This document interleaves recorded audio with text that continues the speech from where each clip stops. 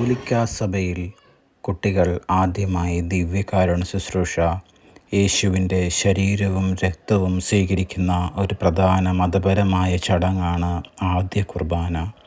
ഒരു കത്തോലിക്കൻ്റെ ആത്മീയ ജീവിതത്തിലെ ഒരു പ്രധാന നാഴികക്കല്ലാണിത്.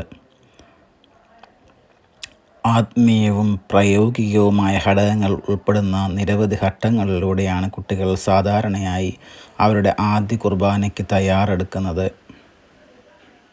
കുട്ടികൾ പ്രാദേശിക ഇടവക നൽകുന്ന മതബോധന ക്ലാസുകളിൽ പങ്കെടുക്കുന്നു. അവിടെ അവർ ദിവ്യകാരുണ്യത്തിൻ്റെ പ്രാധാന്യത്തെക്കുറിച്ചും യേശുവിൻ്റെ ജീവിതത്തെക്കുറിച്ചും കത്തോലിക്കാ സഭയുടെ ടീച്ചിങ്സിനെക്കുറിച്ചും പഠിക്കുന്നു.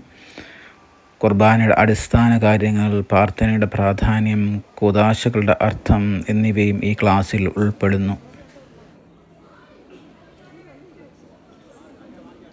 ആദ്യ കുർബാന സ്വീകരിക്കുന്നതിന് മുമ്പ് കുട്ടികൾ സാധാരണയായി അവരുടെ ആദ്യ കുമ്പസാരം നടത്തുന്നു. ഈ കൂദാശയിൽ ഒരു പുരോഹിതനോട് അവരുടെ പാപങ്ങൾ ഏറ്റുപറയുകയും പാപമോചനം സ്വീകരിക്കുകയും ചെയ്യുന്നു.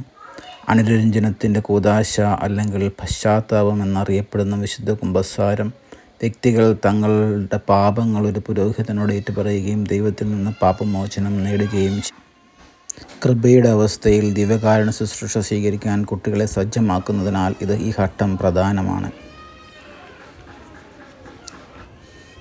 കുർബാനയുടെ അർത്ഥത്തെക്കുറിച്ച് ചിന്തിക്കാനും യേശുവുമായുള്ള ബന്ധം കൂടുതൽ ആഴത്തിലാക്കാനും കുട്ടികളെ സഹായിക്കുന്നതിന് പല ഇടവകകളും പ്രത്യേക ക്ലാസുകൾ സംഘടിപ്പിക്കുന്നു.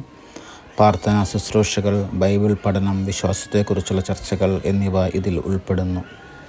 ആദ്യത്തെ കുർബാനയ്ക്ക് കുട്ടികളെ തയ്യാറാക്കുന്നതിൽ കുടുംബങ്ങൾ നിർണായക പങ്ക് വഹിക്കുന്നു. മാതാപിതാക്കളെ കുട്ടികളോടൊപ്പം പ്രാർത്ഥിക്കാനും പതിവായി കുർബാനയിൽ പങ്കെടുക്കാനും കൂദാശയുടെ പ്രാധാന്യം ചർച്ച ചെയ്യാനും പ്രോത്സാഹിപ്പിക്കുന്നു.